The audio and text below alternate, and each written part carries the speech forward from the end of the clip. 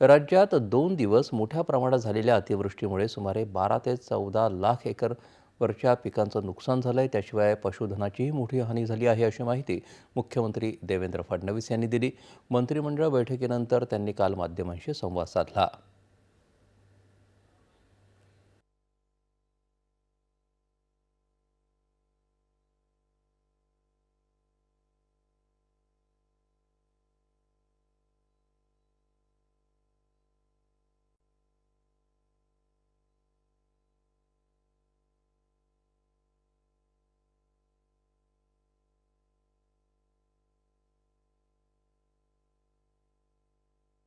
साधारणपणे गेल्या 3-4 दिवसातल्या सगळ्या अतिवृष्टीमध्ये जवळपास 12 ते 14 लाख एकर जमीन ही त्या ठिकाणी त्याच्यावरची पिकं जी आहेत ती बाधित झालेली आहेत.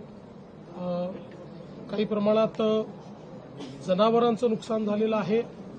विशेषतः आपल्याला माहिती आहे की नांदेड जिल्ह्यामध्ये मोठ्या प्रमाणात जी काही ढगफुटी सदृश परिस्थिती झाली त्याच्यामध्ये 8 लोकांचा जवळपास मृत्यू झालेला आहे. त्यामुळे ती देखील एक अतिशय वाईट अशा प्रकारची घटना घडलेली आहे. अतिवृष्टीमुळे नुकसान झालेल्या शेतीचे पंचनामे करण्याचे निर्देश प्रशासनाला दिले असल्याचं त्यांनी सांगितलं. ज्या घरांचं नुकसान झालं आहे त्यांना मदत देण्यासाठीचे सर्व अधिकार जिल्हाधिकाऱ्यांना देण्यात आले आहेत, असंही ते म्हणाले.